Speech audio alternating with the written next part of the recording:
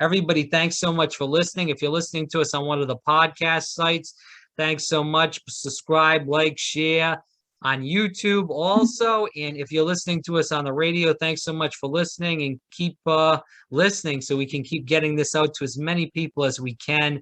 It's really important, interviews with important people. Susie Petruccelli is on. She's a former captain of Harvard University women's soccer team, who are having an amazing year this year. And you can correct me if I'm wrong, Susie. I think they're ranked 5th or 6th. I We remember were, what. yeah.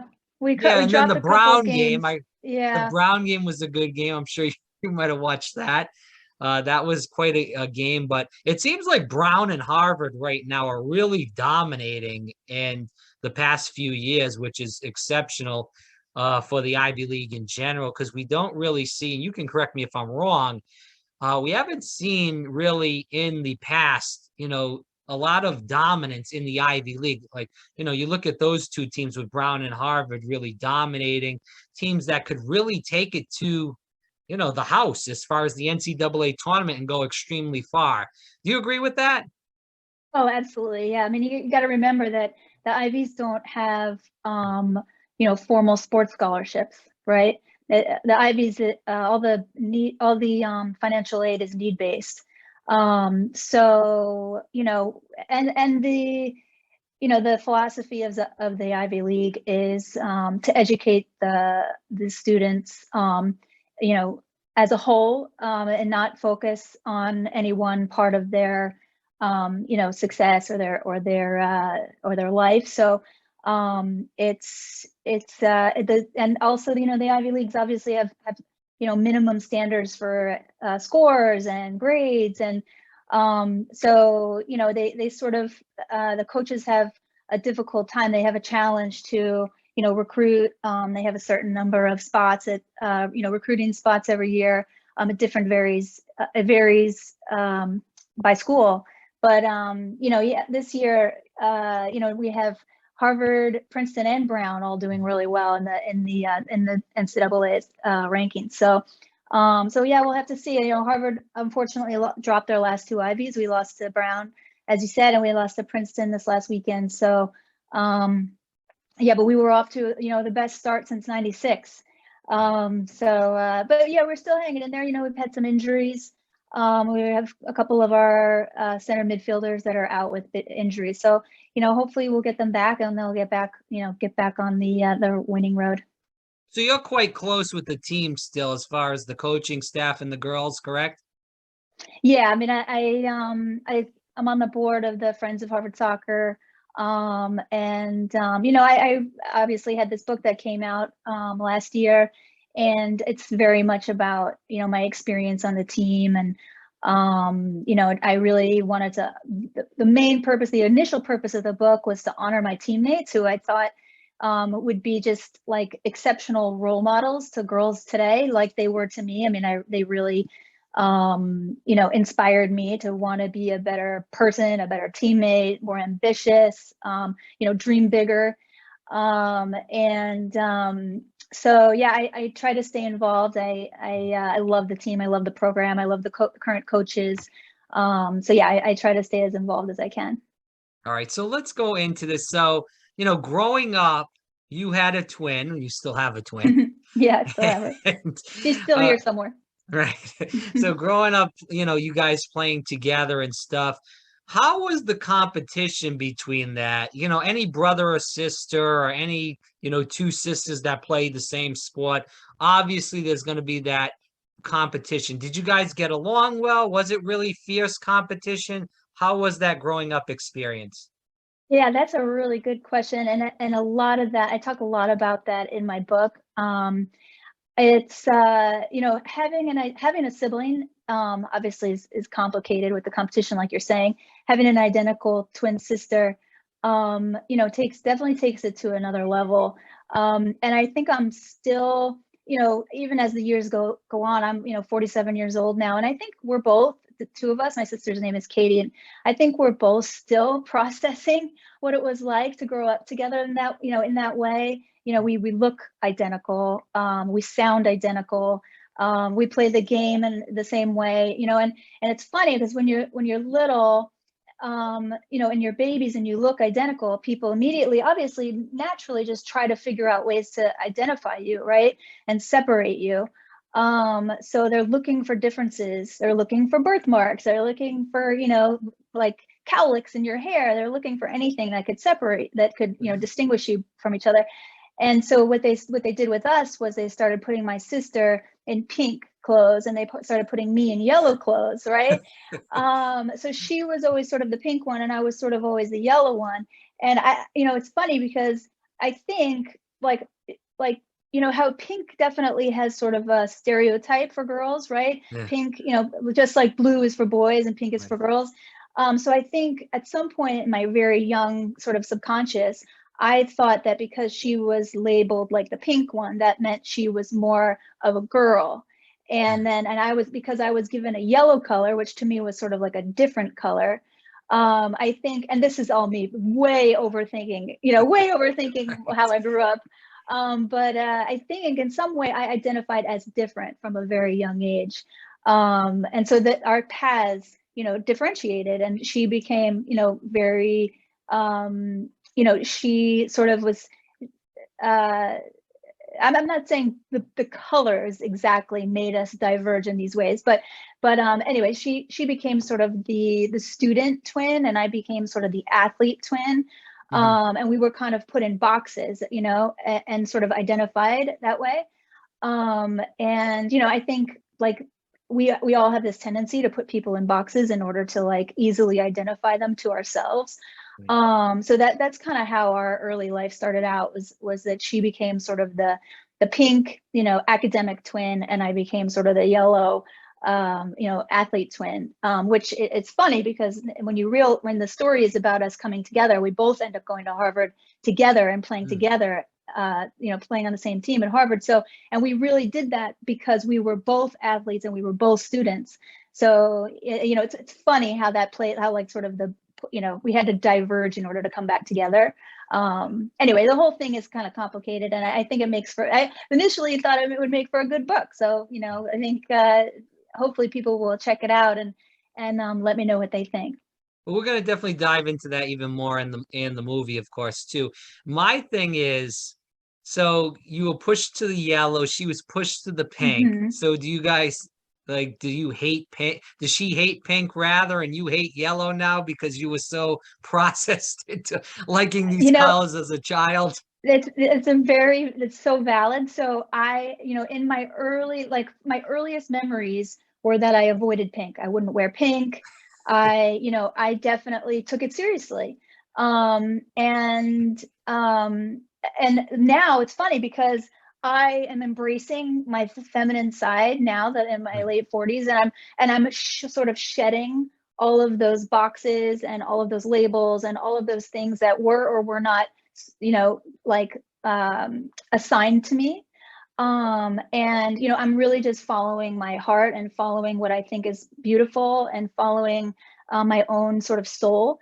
And so I have tons of pink stuff. I mean, I bought like hot pink like flats, like soccer flats.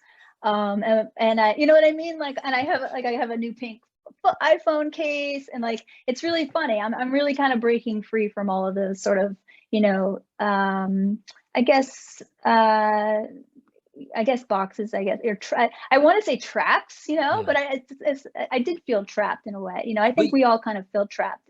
but you grew up in a really football family. So, Yeah, you know, American football. yeah, talking about all this competition. Obviously, you have your sister, you have, I believe it was your dad too that played football, and was it an uncle too? Maybe I'm My wrong on that. grandfather. Yeah. Grandfather, okay, I was close. Give me credit for Yep.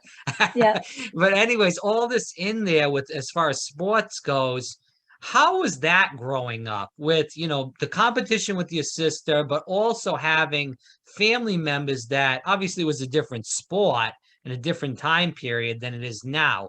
So how was that as far as growing up and with all that competition? I'm sure you know, your father, your grandfather, even your mom wanted to really push you hard to succeed in soccer, as they did your sister too. Yeah, so you know that's sort of the beginning of the book, is Right. like the way that I grew up in this family that was, so dominated by men's sports. And I didn't see it that way at the time. I just knew that my grandfather had been, a very important, I didn't know how or why, but I had a sense that he had been an important football player in our, in like Southern California. And then I knew also that my dad had, followed my grandfather's footsteps and played at his high school. And then also went on to play at Stanford, played football at Stanford. And so, and all of our like family treasures in our house, like the things that were up, on the bookcase and things like that, were all old football, memorabilia. My grandfather's old leather football helmet. My grandfather was really into bronzing cleats. People don't really do that very much anymore, but he was really into bronzing cleats. So we had like, his bronze cleats from like the 1940s, and then we had my dad's bronzed cleats from when he played at Stanford. And so like I knew that what was revered the most in our house growing up were the moments that you achieved something on the sports field, right? And I wanted to be part of that.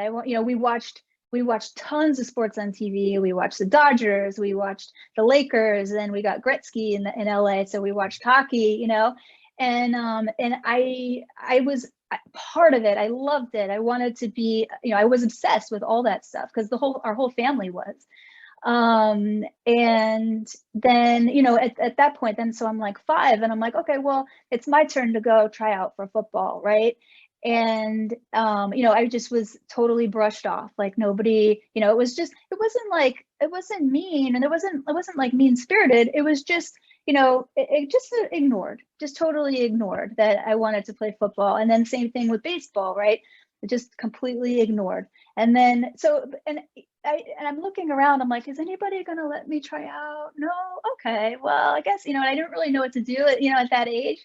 So it did hurt, and I still feel it. Like I still feel like that disappointment of not being given a chance. But luckily for me, the following year, they started letting girls play soccer in our town. So I remember just begging my mom, just being like, it has to be my turn. Like, let me have a chance. I want my chance to prove myself, right? And luckily they were like, oh yeah, soccer, it's time to try out for soccer. Here's your uniform, go. And it was so different, right? It was just like they're smiling at me. What year was this? Sorry to interrupt. No, it's cool. It's 1980, like 1979, okay. 1980, yeah. Okay. So, and I just like was so grateful that it was finally my turn to get out there and run around, on a team with a uniform and the whole thing. And so, the competition for me was more, it wasn't actually, to be honest, a lot of competition. For me, it was just feeling the absolute joy of running around with your teammates and trying to score goals and trying to win and all those beautiful things that we get from sports. Right. No, and I'm thinking back now, you said you were near Los Angeles. Are we talking about like near Diamond Bar where Alex Morgan was from? Yeah, I grew up in South Pasadena, not too far from Diamond Bar.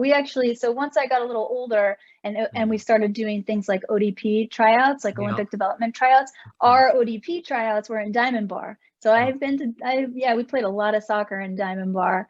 So actually we got to meet Alex Morgan when we were filming for Kely's movie.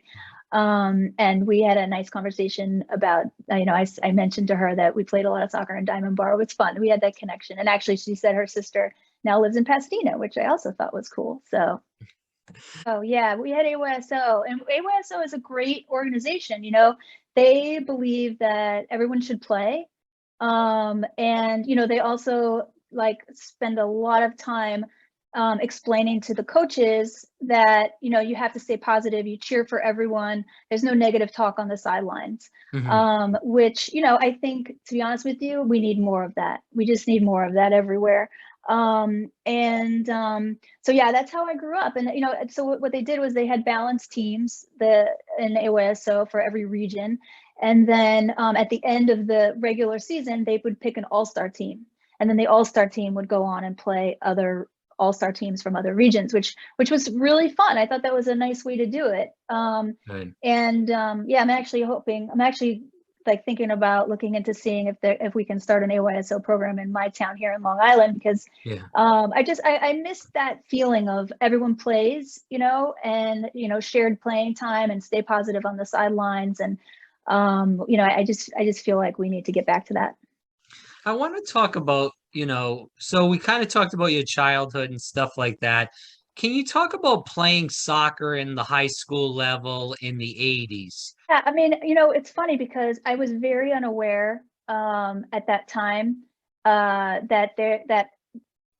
the history of women's sports was different than the history of men's sports. Okay. I still thought that I was part of sports. I hadn't yet realized that because I'm a girl, I'm considered, separate from the general population of sports fans or athletes, right? So, growing up in the 80s, there was always a team for me to play on. And it didn't feel different to me.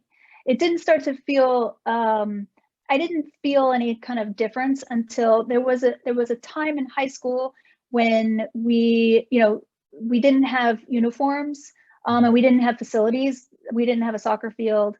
But it was the first time I had been at that high school, and it was a very small Catholic all girls high school. So I attributed it to that. There wasn't anything to compare it to. It wasn't like we had a boys team that was getting, access to the field that we weren't having access to. It wasn't until really pretty much after I graduated from Harvard that I started to wake up to the idea that,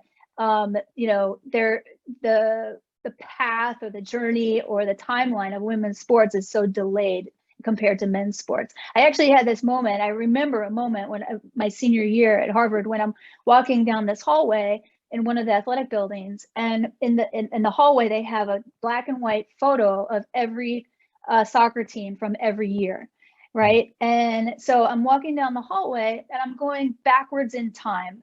And I'm realizing that it's going, let's see, that was like 95. So it's going like the two teams are matched up and they're one over the other, like, vertically. So the men's photo is on top and the women's photo is on the bottom, and it goes 95, 94, 93, right? And I'm looking at myself and all the pictures, and then I'm interested and I'm going back and back and back. And then I go down just 13 pictures or 14 pictures, and then it's just men's photos. There's no more women's photos. And then the men's photos continue all the way down that hallway and all the way down another hallway.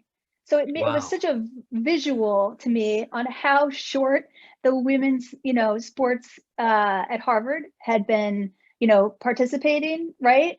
And how vastly different the history, as a whole is. You know what I mean? And so that was such an important moment for me. And I started to really at that point, dig into what happened and where. Obviously, it kind of woke me up to the idea that women's history in general is totally different than, like the total history. So yeah, it's that sort of awakening and that sort of like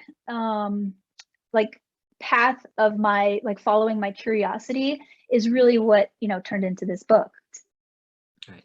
So yeah, let's move on to being a California girl in the hot, warm weather, and you're in high school, you're looking at colleges to go to. I know Stanford was big, probably for you because your dad went there and, he was a star football player there. And obviously being in California is totally different from being in Boston. You know that. You're in New York now. So, the temperature, the lifestyle is totally different. So what made you want to go to Harvard instead of like a school in SoCal? I mean, you got USC, you got UCLA, even going to NoCal, you can go to Stanford, or there's plenty of good soccer schools. I don't know how great they were at the time, but I'm sure they were fairly good. Yeah, there were a lot of good schools, and I had never dreamed that I would go to school outside of California. My whole world was California. And also, if you read the book, my dad basically didn't understand why anyone would want to live anywhere else but California. So, and my parents both went to Stanford. So, and it was their dream, obviously, for one of their 4 kids to get to go there. But, at that time, as it is today, Stanford is just like a big, like such an impossible dream. I mean, you try and you dream it, but in the back of your mind that it's, almost virtually impossible. Yeah. So, but Stanford was the dream, the biggest dream. And obviously then when Foudy decided to go there, I was like, oh, this Foudy was my absolute hero. So when I found out that she was going there, I was like, okay, well, I'm gonna go for it. But I had tons of other options. We applied to a bunch of the UCs. UCLA at that time didn't have a varsity women's soccer team. Oh, wow. I would have gone there for sure because my brother was there. So if they had a soccer team, I definitely that would have been my top choice. But we applied to Berkeley, UC Irvine. There were tons of Santa Clara, tons of good soccer schools in California.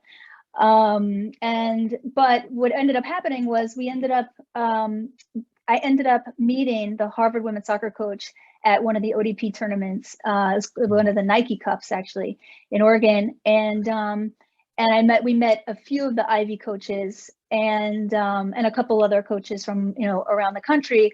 And I was, for the first time considering going to school outside of California. But I mean, you also have to remember, like, I was just a little kid from a relatively small town. I never, ever, ever dreamed I would ever go across country to go to Harvard, right? I mean, that was just insanity, total insanity. I never thought we were going to get in. I mean, even though the coach was talking to us, I also didn't understand really how the recruiting process worked. It's so much different now. Yeah. I just was playing soccer and I was just playing as best I could. I was trying to make my way onto the national team. That was really my focus. These coaches were talking to us. To reiterate, never thought I would get into Harvard. What ended up happening was my sister and I both got into Stanford and Harvard, which was just absolutely, now I have 2 kids in high school and I'm thinking like, I can't even imagine having a kid with the choice to go to Stanford or Harvard. That's insane. And so, we were faced with this choice. I decided I was going to go to Stanford and play with Foudy, of course. And my sister decided right away, like within an instant, that she was going to go to Harvard. Do you think sorry to interrupt. Do you think that was, she wanted to be, and I probably should ask her this rather than you, but you know her. So do you think that's because she wanted to get out of your shadow and just have her own separate time and, have her own journey, and just like you would want to have your own journey, of course? I think so, partly, but I also think, my sister was a very serious person and she took her academics very seriously. She wanted to be a doctor. And I think, the opportunity to go to Harvard was just something she knew she couldn't pass up. And so she just decided right away. And once she had decided, we both sent in our rooming cards. We told the coaches that we were going. And then like the day after the deadline, the day after the rooming cards and all the paperwork went in, we sent it. I had this sort of panic moment where I was like, I think I made the wrong decision. I think I have to go with my sister. It honestly took me a very long time. I'm still kind of figuring out why I had that panic and why I decided, I switched and I decided to go to Harvard instead.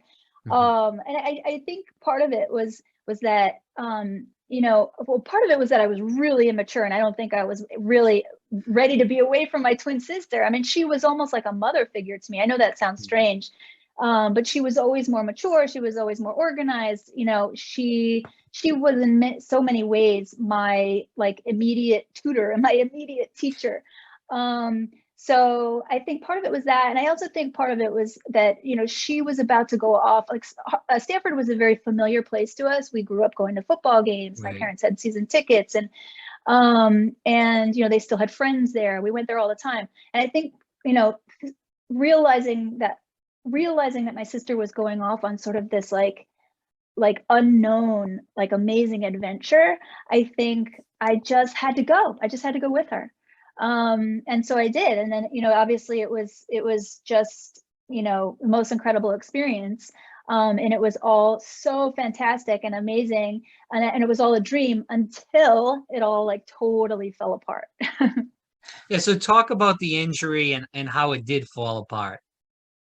Yeah, so second day of preseason my sophomore year, I tore my quad really bad in practice, and we didn't really know what happened. I ended up not having an MRI and finding out what was really wrong with my quad until after that sophomore season, when I went home for Christmas for Christmas break.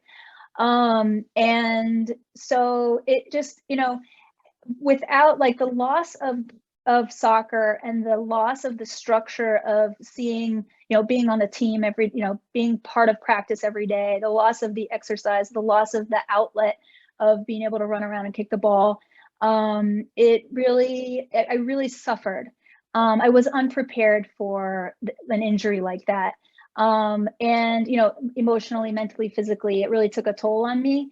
And so I talk a lot about that in the book. You and I talked a little bit about mental health. And, I struggled. I really struggled for a very long time when that happened. Luckily now I know, and it took me a long time, but I now realize that, my perspective needed to shift, and I needed to, stop seeing life so narrowly in terms of like what could possibly make me happy. Obviously there's things, I had all my eggs in that one basket, seeing myself as a soccer player. And, I really needed to sort of grow beyond that, and find other things in my life that I could be passionate about and that could be fulfilling for me. And it wasn't easy. It was a very hard, long transition for me.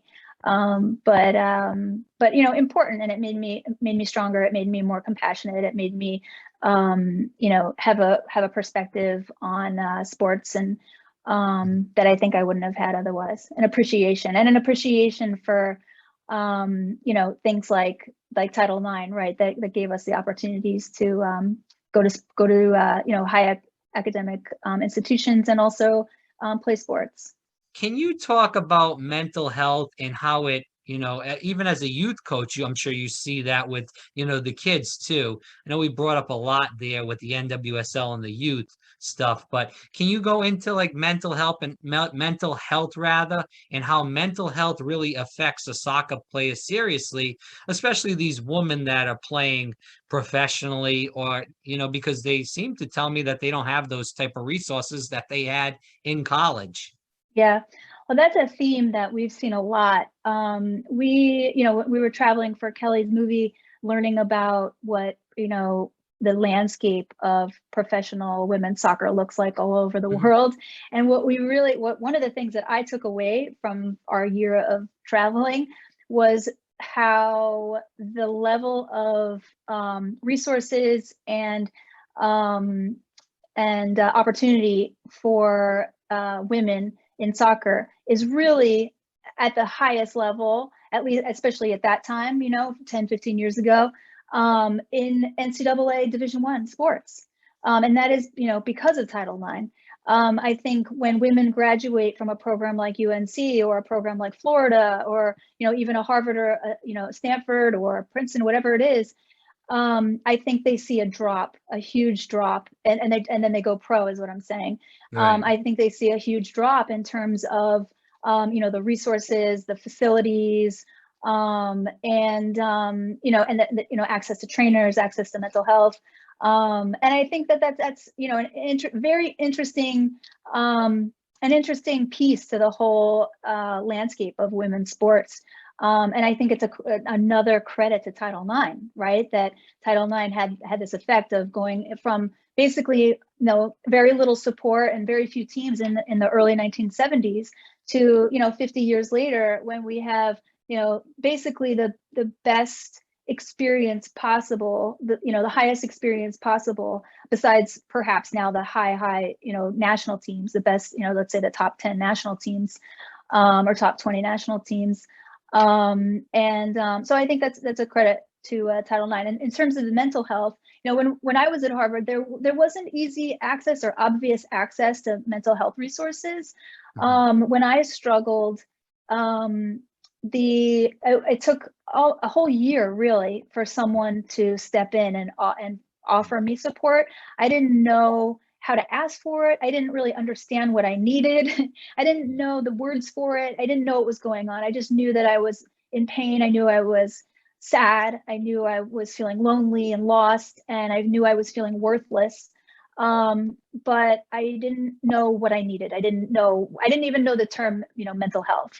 And it wasn't until my junior year that when I had shaved my head and dyed my hair blue, Oh, wow. that my coach, and I got a tattoo, that my coach stepped in and was like, I made you an appointment with a counselor. At that time it was called the Bureau of Study Council. So he made me an appointment with and she was a graduate student. She wasn't even a professional therapist, but he made me an appointment with this woman to talk to. Was And this through Harvard, or is this it just was through somebody? Harvard. Yeah. Okay. Yeah. She was a graduate student at Harvard in psychology. Yeah. And he, made an appointment with her, and it changed the course of my life, and it probably may have even saved my life at the time. And I think now obviously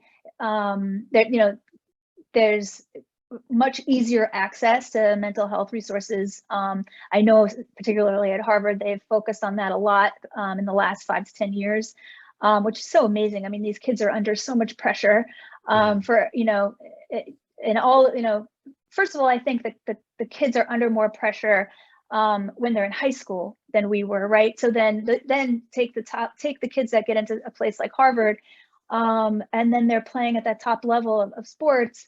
It's hard for me to even understand the pressure that they're under, because for me it was 25 years ago.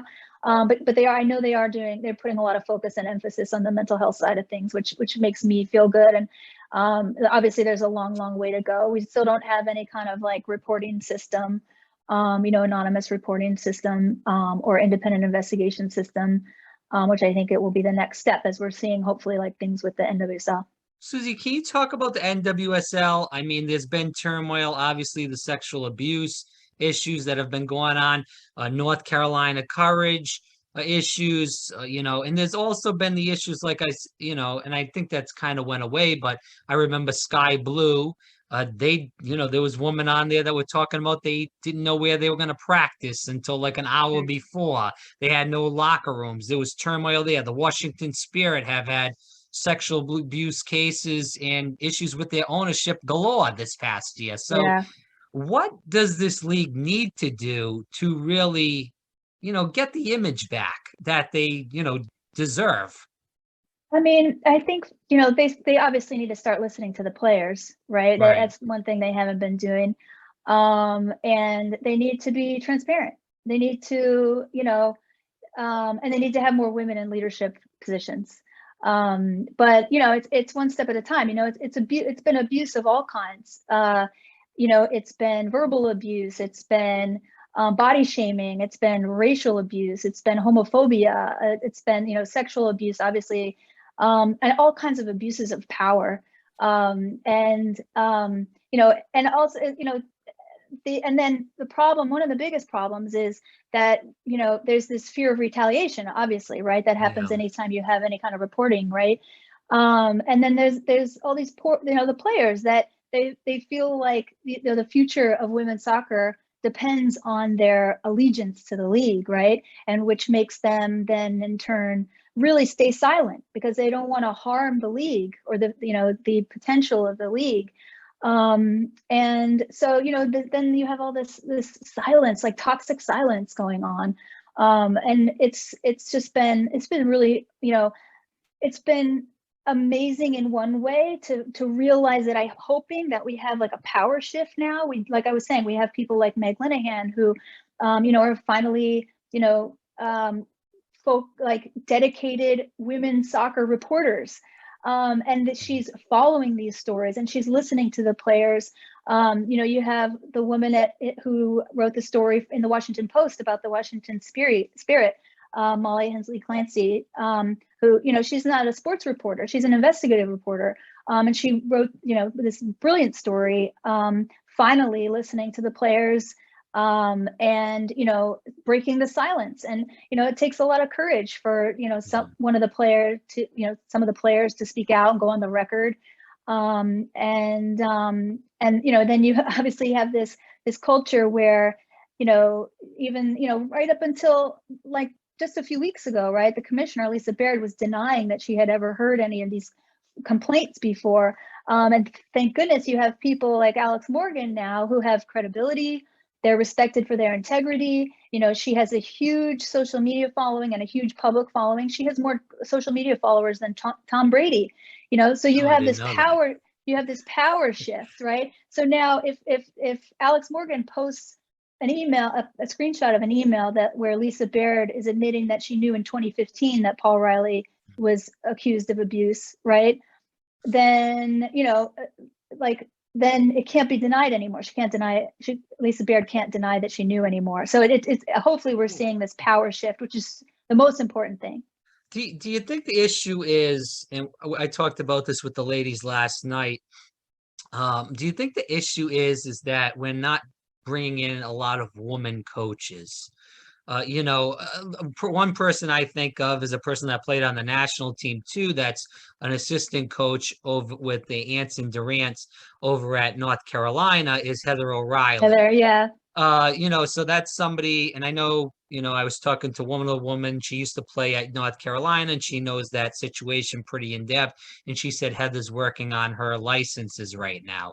But that's somebody that I see that's in the coaching game already. That, you know, could be somebody that could coach and knows the system, knows the game, has played in the league. So that's somebody that I think would be beneficial. You know, you look at, you know, I think we talked about this yesterday with Becky Burley. You know, why did it take so long for somebody like her to get in the league? Now, maybe that was her and she just wanted to stay at Florida. She had a heck of a situation there and she was winning a lot. So maybe that was her, or maybe it wasn't. Maybe she never got that offer. And I think it's great that if she does, you know, stay with the Pride, I think that would be a positive for the league, because people like her. And I talked to you about this yesterday. I know you feel the same way, is how she treats her players. And I've interviewed quite a few of the ladies that have played for her, and they all come back saying great things. And Yeah. I saw great things from her at her camps too, and going to that too. So do you think that's the big issue too, is, you know, along with the leadership and having people that speak out against these issues? But if we don't have women coaches in the league and we just have these men coaches that, you know, majority of them don't step up and they're not going to go against each other, then it's going to be the same old song, just a different beat. Yeah. I mean, so, you know, before Title IX was passed, in the early 1970s, women coached women. And that was just across the board. There were very few men coaching women before Title IX was passed. Once Title IX was passed and the coaching jobs started to pay and started to gain more respectability, then men wanted to coach women. And then the men came in and took all those coaching positions away from women. So, you know, unfortunately, that's one of the, I guess, negatives of Title IX. And so now we're in a situation where men are coaching women, particularly the jobs that are the most prestigious and the highest paying, right? And then put on top of that, you have this system where, you know, male owners are allowing male coaches who are abusing players to step quietly, and a lot of the times, you know, with a public announcement of gratitude from the club, they're abusing players. They're removed from their jobs, but there's no transparency about it, and they end up showing up coaching either within the same league, which is really terrifying, or they end up coaching like Craig Harrington from Salt Lake. He, you know, was fired finally from Salt Lake, and now he's coaching a professional team in Mexico.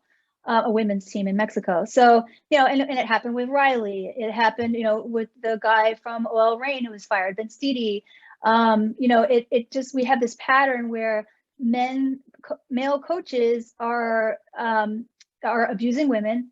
they're removed from their position, but they're allowed to land back on their feet and they're continue to interact with female players.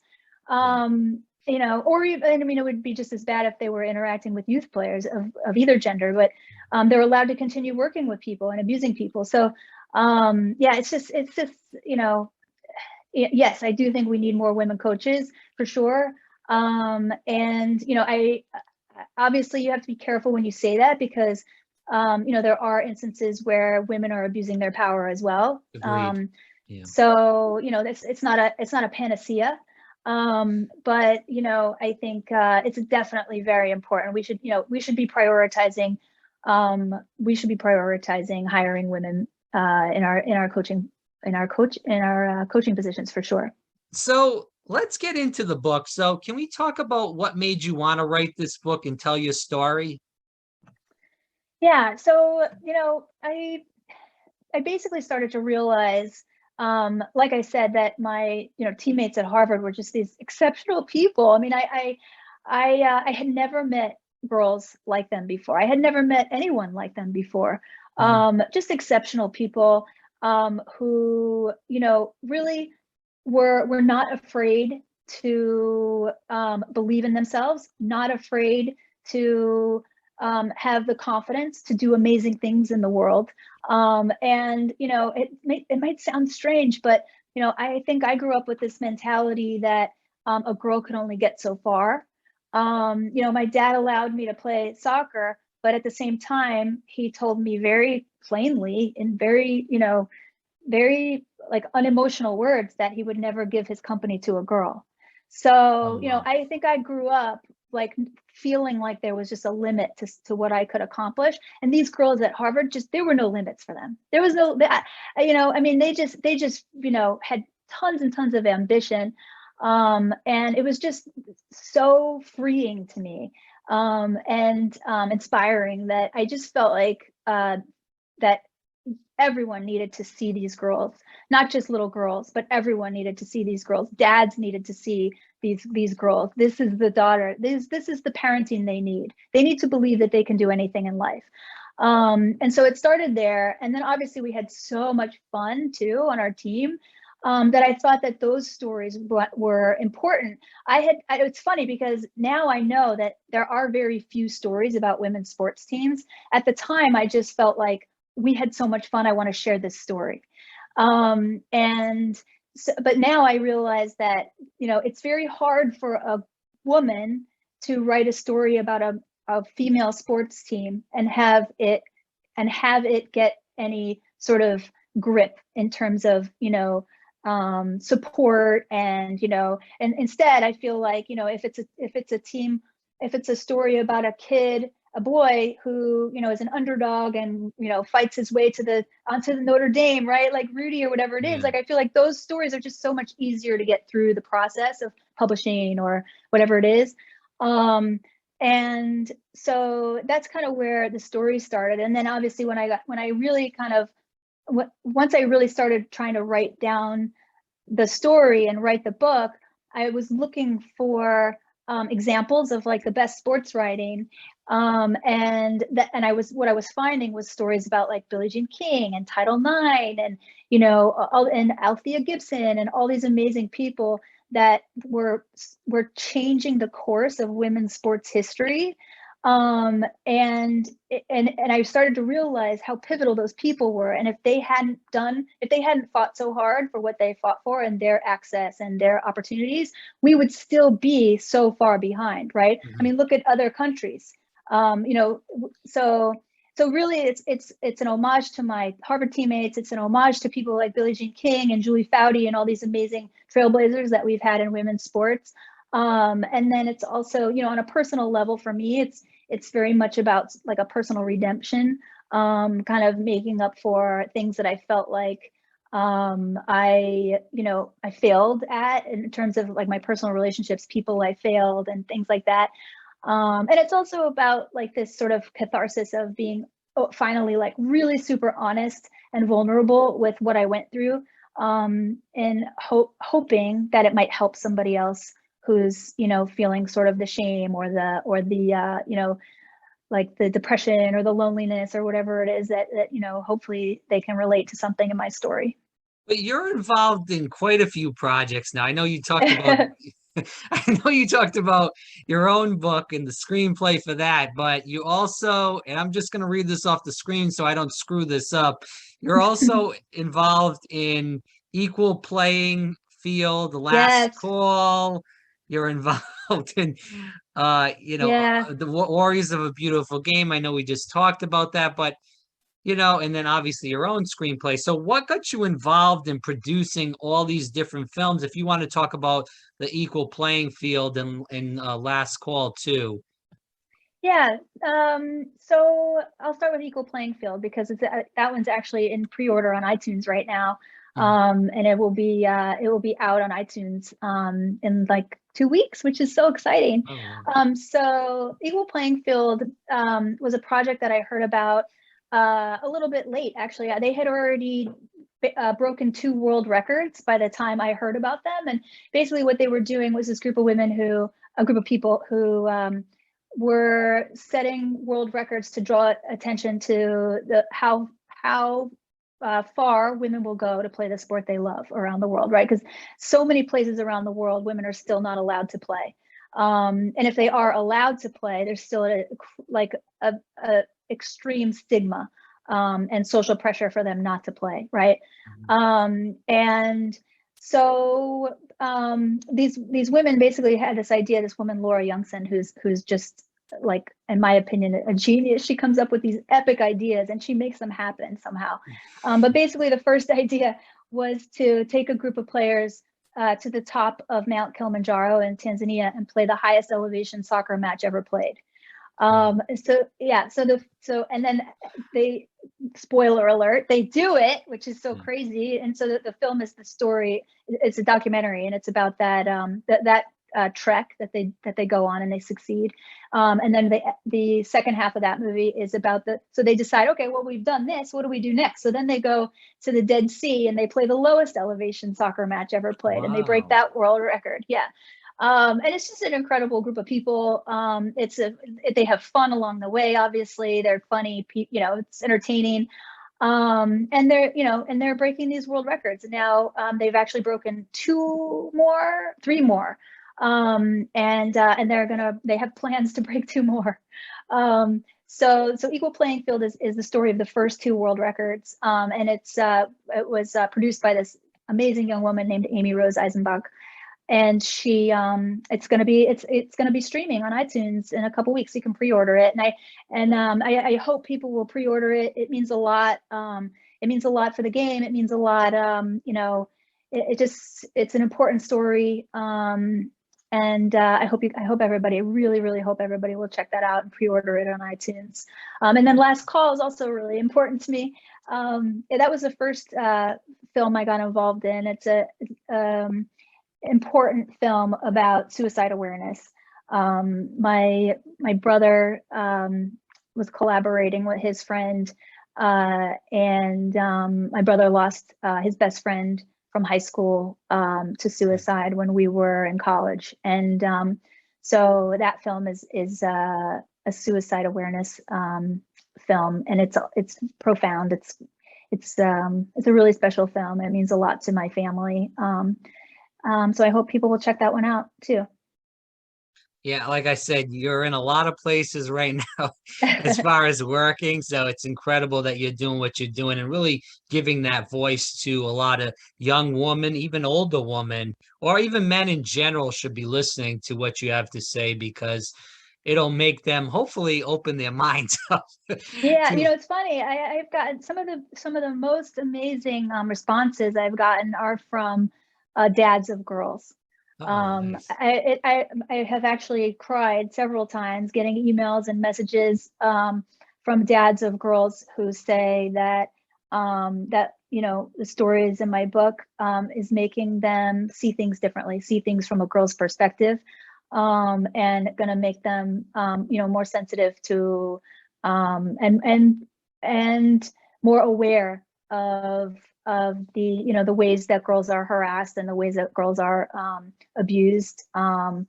and just the little things about being a girl, that very hard for men to understand. You know, our biology is so complicated, and you know, I think it's really important for dads to take an interest in it and not shy away from it, and ignore it. And so I really appreciated all the dads who have reached out to me and read the book, and you know, let me know that it, you know, helped them, and you know, gave them a little more confidence, or gave them a little more it's almost like you want guys to realize what they don't know and be open to learning, you know? Yeah, but I want to go into this because do you feel like, because I feel like this, I have friends that, you know, have played in college, not soccer, but have played, you know, I'm a soccer guy, but I have friends that played basketball, football, and all that other, you know, pretty much golf, other sports too in general. And when I talk to them about watching women's soccer, and you know, don't generalize this and say that I have shitty friends, No, because I don't worry. hear I live in a house of boys that okay, because I I have hear to a keep lot of this. convincing. Yeah, because I hear a lot of this, Susie, from men that, you Yeah. know, may not even be friends, men that are just at a bar. If When we talked about this last night too, you know, how do you get men to watch women's soccer when they complain either it's too slow, it's not physical enough, it's boring? I get this, I hear this all the time from people I'm friends with.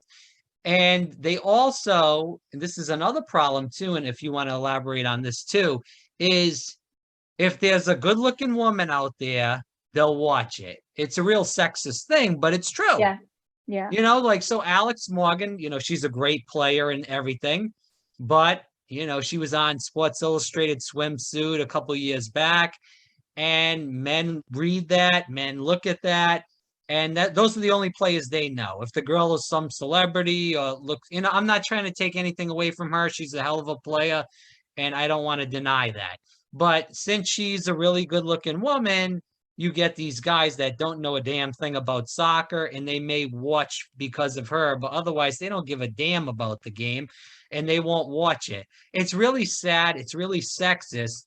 But how do we turn people's mindsets away from that and just get them to watch the game because they enjoy watching soccer?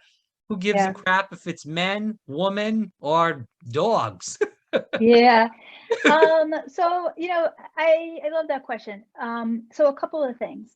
I think, you know, first of all, I definitely, for a long time, felt like, you know, I had to convert people. I had to win them over. We like, you know, we as women soccer players, like, we have to prove that we're, you know, like, everyone needs to be, you know, appreciate women's soccer. And you know, now maybe it's because I'm tired, maybe it's because I'm old enough to know, like, we don't need everybody.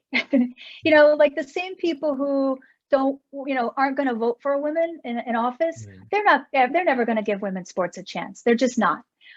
So you know what, I think we need to focus our energy on people who are open-minded, and we're going to focus on our energy on creating a safe league and safe environments for girls to play, and all the way from the pros all the way down to, you know, the grassroots level for little girls.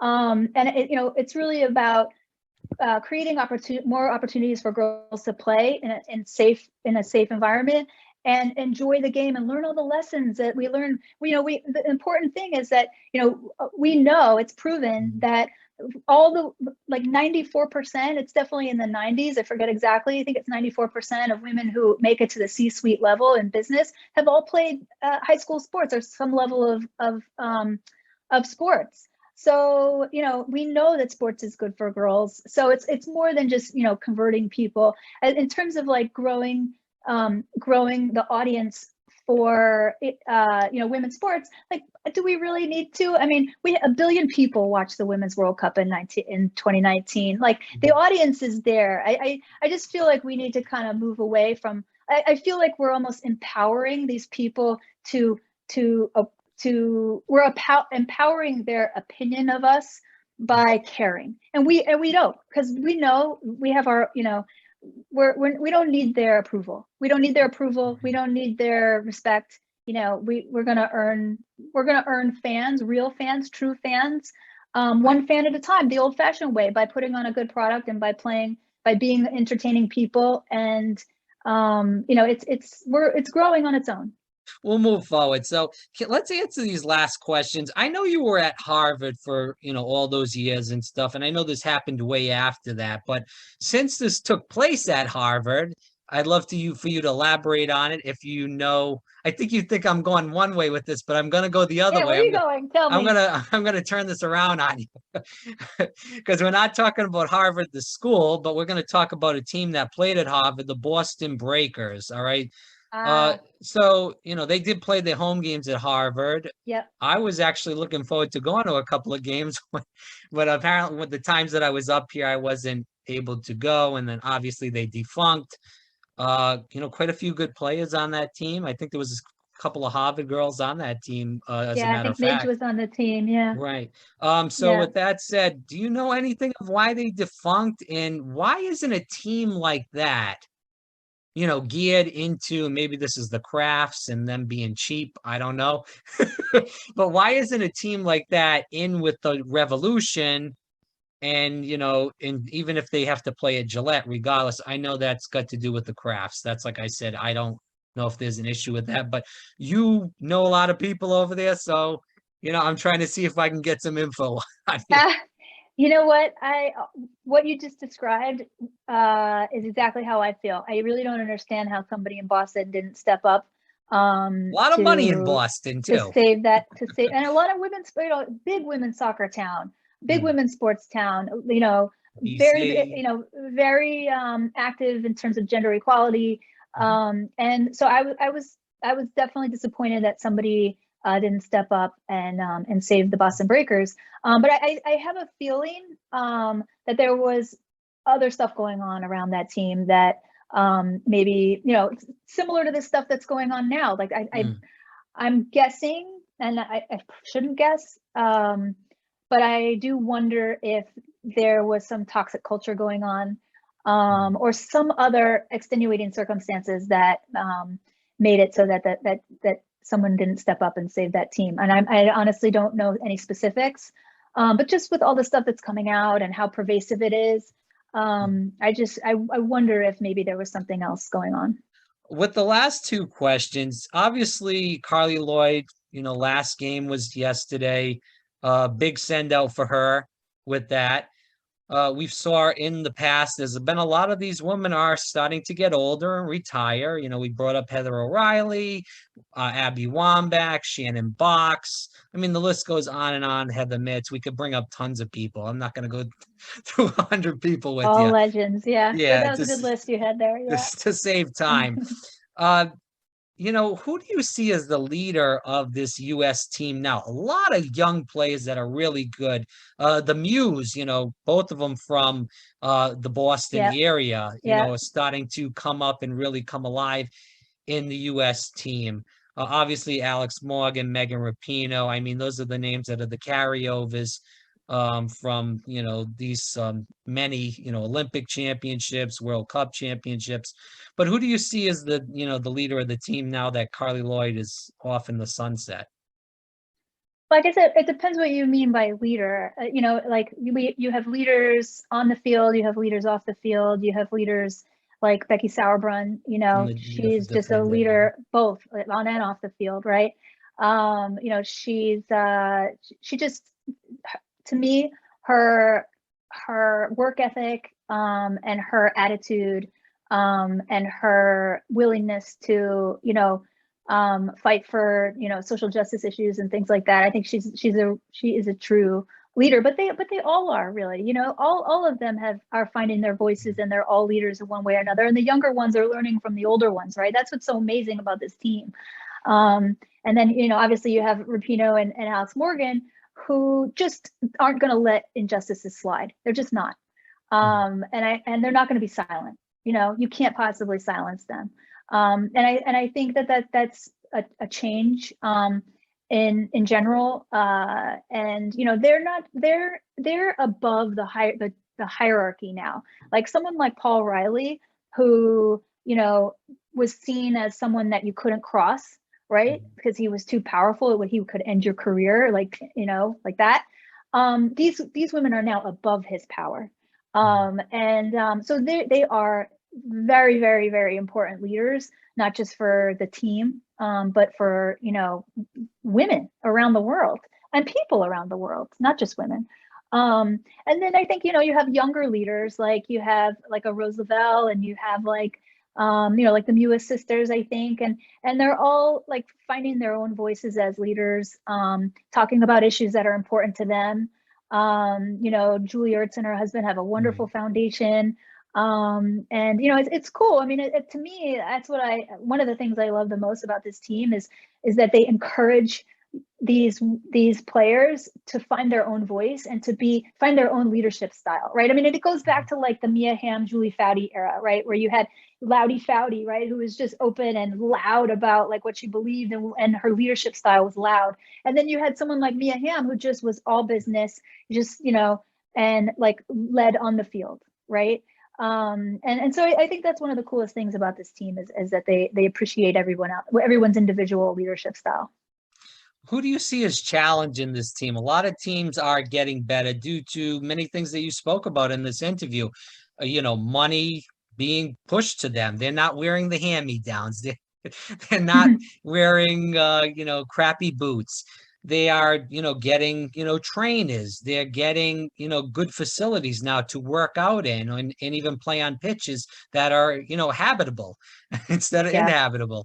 So, I see personally, obviously you always have the Japans, the Canadas, but now I'm seeing teams like England get a lot better. I think that the league over there is, just as good as the NWSL, if not even better sometimes. So I think that it's really progressing in Europe, where it really was kind of dead for extremely long period of time. So what national teams do you see as far as pumping out good talent, even whether, like I said, it's to play in the NWSL or to play in the leagues in Europe? Oh, I love that question. So I think that the teams in Europe, the leagues in Europe, are all growing. You're seeing the league in Mexico is growing. All these leagues around the world have been breaking attendance records. It was like, right before that year before the pandemic, it was like every week there was a new attendance record broken in a different league around the world. It was so exciting. In Spain, the league in Spain is killing it right now. Real Madrid now has a women's team, so now we have a women's Clásico. I mean, it's like, they have 50, 60,000 people at their women's games. In Brazil, you're seeing 50,000 people at a women's game. I mean, it's really exploding. Obviously, the pandemic, stunted that for a short period of time, and we're just getting our feet back underneath us. But it's just exciting, what's going on, and I think all these leagues are exciting. I think, in terms of international teams and national teams, I think England is definitely on the rise. I think Spain is always going to be good. The Spain youth teams are beating beating the youth American national teams. Yeah. And who else do I really love? Let's see. Obviously the Netherlands is great. And who else do I really love? It's just fun, to see all the teams. The Nigerian team, the Super Falcons. I mean, there's these amazing stories. Once you dig into it a little bit and open your mind to it, there's these amazing, really cool, especially if you're a sports fan and you're a sports like story junkie like us. it's like, there's like all these teams have cool nicknames. They all have these players that have these fantastic stories, like personal stories, unique stories, right, of rising above and overcoming stuff. And so, I just love it. I just love everything about it. The Canadian team obviously winning the gold medal, like that, I get chills just thinking about it. I know they worked for that for so long and they get very little respect. And the women in Argentina are finally, having people are listening to them. Australia has always been a steady powerhouse. Yeah, a steady powerhouse. And they're going to have the Women's World Cup in 2023, Australia, New Zealand. So they're pumped. I mean, it's all exciting. And I'm sort of like, I guess you could say like an internationalist. Like I'm just excited when the game is growing and more girls are getting the opportunity to play. Obviously it's devastating what's going on in Afghanistan, where the women's, national teams had to like run for their lives. They had to, they had to take down all their social media. They had to burn their uniforms out of fear for their lives, literally. So, it's sad that in 2021, there are places in the world where it's dangerous to be a female athlete. And it's dangerous for your family to let you be a female athlete. It's unbelievable. And so I hope people recognize that and we start putting pressure on, our governments to stand up for these women and stand up for women's rights, not just in sports, but, in school and in life. Susie, last question. What do you hope people learn from the book, and where can people find you on social media? So the book is pretty widely available at most online booksellers, and you can just Google it. And then if you happen to be in Europe, there's an English version, a British English version also, and yeah, it's I really hope that if people check it out, that they'll reach out to me if they have any comments or questions, or if they relate to somebody, something in the story. It does. Those are my favorite days, when I wake up to a message from somebody who's just read the book, or a picture or something of the book sitting on a train table, or sitting, it's sitting on somebody's bedside table. It makes my day. So I hope everybody will check it out. And people can find you on social media. What is your social media? Yeah, so I'm on social media. I'm on Instagram at Susie Petruccelli, CCLL. And then my Twitter is SOOOZIE, Susie.